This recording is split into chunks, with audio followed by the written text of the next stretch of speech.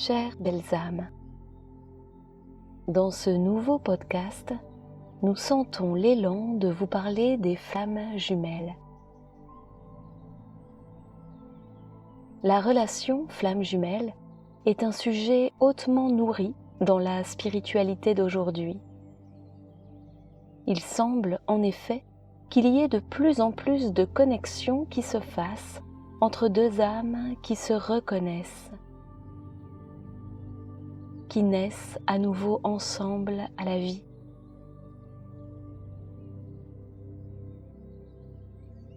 La fréquence de notre monde s'élève, et dans cette envolée spiralée, peut-être que 144 000 couples sacrés vont se révéler, à eux-mêmes d'abord, pour ensuite transmuer en complément divin. Est-ce notre cas? Sommes-nous flammes jumelles? Oui, ça l'est. Notre rencontre s'est faite comme une évidence. Dès lors que nous nous sommes croisés, nos âmes se sont mises à danser. Elles se sont enlacées, alors même que nous ne comprenions pas vraiment ce qui nous arrivait. Elles se sont reconnues et nous avons senti, l'une l'autre, que notre histoire n'était pas comme celle que nous avions connue jusqu'alors. Une part de chacune de nous savait que nos âmes se connaissaient depuis plusieurs vies, pour ne pas dire depuis toujours. Lorsque l'on regarde la définition posée sur l'étiquette flamme jumelle, on retrouve beaucoup de notre vécu. Et si vous êtes dans ce type de relation, cela est aussi, sans aucun doute, quelque chose qui vous parle. Et pourtant, qu'on se le dise encore une fois, vivre cette relation n'est pas réservé à une élite, celle des âmes connectées, qui sont en éveil et en ascension spirituelle. Le nombre symbolique de 144 000 de l'Apocalypse est un simple point de bascule estimé. Dans son étymologie, n'en déplaise à la chrétienté qui consciemment ou inconsciemment a entretenu un doute, le terme apocalypse désigne en grec le dévoilement.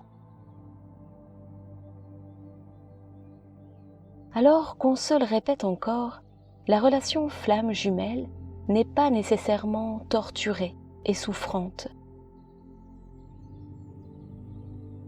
D'ailleurs, si ces deux adjectifs sont plus présents que le bonheur et l'amour infini qui transcendent tout, peut-être est-ce un rapport plus toxique que divin, ou si vous préférez, une relation avec ce que l'on pourrait appeler un emmerdeur divin. Autrement dit, sortons des cases tout établies afin de nous permettre de vivre pleinement ce que nous avons à vivre. Notre relation a commencé de manière si intense qu'elle a mis en lumière nos plus grandes peurs et nos blessures. Toutes celles sur lesquelles nous avions à œuvrer, à comprendre et à transcender. Tout a été tranquillement rapide et brutalement doux dans nos transmues respectives. Puis, les turbulences de surface des premiers mois ont fait place à la séparation, kilométrique pour nous, 17 000 kilomètres. Ce qui nous a permis un travail plus profond, une compréhension, des remises en question, des prises de conscience et l'ouverture à l'unisson de nos cœurs humains. Nous étions toutes les deux dans l'envie et la conscience d'évoluer, car nous savions l'une et l'autre que notre union, sans cela, serait très tourmentée. Nos retrouvailles se sont faites dans la paix, l'humour, la légèreté et la joie. Chaque jour, nous apprenons encore. Notre relation grandit, sereine, stable, belle et amour. Amour, c'est le mot qu'il manque souvent lorsque l'on évoque les flammes jumelles. Non pas dans la prononciation du mot, mais dans son essence pure. Évidemment que l'on parle d'amour, mais ce qu'on entend surtout, beaucoup, c'est la souffrance, la difficulté, le labeur, les heurts, la solitude, la séparation. Et puis, lorsque l'on écoute des vidéos, il y a beaucoup de conditions, de devoirs, de si tu ne fais pas ci ou si tu ne fais pas ça, eh bien l'autre ne bougera pas. Alors quoi? Est-ce le rôle de l'un de porter la responsabilité de ce que l'autre souhaite engendrer pour lui? Souvenons-nous que la relation flamme jumelle est une relation d'âme adulte à adulte. Chaque partie est responsable de ce qu'elle souhaite pour elle. La certitude, c'est qu'en œuvrant sur soi, on change la vibration de ce qui nous entoure. Et donc, on influe sur le comportement des autres. Et par conséquent, de l'autre. Pour autant, il choisit son action ou sa réaction. Souvent, on entend, sur le sujet flamme jumelle, que le chaser, entendez la personnalité qui a tendance à poursuivre, doit travailler d'abord sur ses blessures afin que le runner, la personnalité qui a tendance à fuir, puisse ensuite travailler sur les siennes. Si ce processus, dans l'absolu, peut avoir du sens, dans notre monde relatif, c'est tout différent. L'un n'est pas le marionnettiste de l'autre, ni même encore le déclencheur. Cessons de faire porter le chapeau aux chasers et responsabilisons un peu les runners. En fait, soyons tous des êtres humains responsables de nos pensées, de nos choix et de nos actes, sans attendre que l'un fasse d'abord pour enclencher en soi un processus de changement.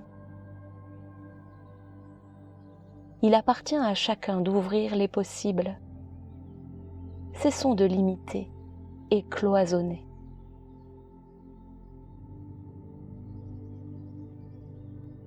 Ils ne savaient pas que c'était impossible, alors ils l'ont fait.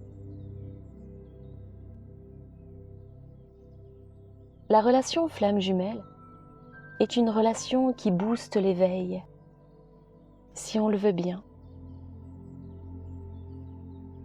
Comme dans toute relation, il est important de vous souvenir que ce n'est toutefois pas l'étiquette qui fait la grandeur ou la saveur de l'expérience. La relation vous invite à vous pencher sur vous, à œuvrer sur vous, à vous connaître vous, comme dans tout éveil de conscience. Et cela devrait se faire hors de l'attente. Nous sommes sous les règnes spirituels des couples divins. L'ère du poisson était portée par les maîtres, couples divins, Lady Nada et Sananda. L'ère du Verseau, dans laquelle nous versons, est portée par les maîtres Lady Portia et Saint Germain, complément divin. Aussi, le temps est à la reconnaissance et la reconnexion des âmes, certes, mais avant tout à l'élévation des consciences personnelles, car c'est ainsi que pourra grandir l'humanité. Que vous soyez dans une relation flamme jumelle ou non, Souvenez-vous que l'univers vous soutient dans votre croissance. Le premier pas d'une union à l'autre est celui de vous détacher, de vous envelopper, de vous aimer. Ainsi, l'amour n'est plus seulement posé comme une recherche absolue. Il existe dans son essence divine, de vous à vous, et par voie de conséquence, de vous au monde. Aime-toi comme le ciel t'aime déjà.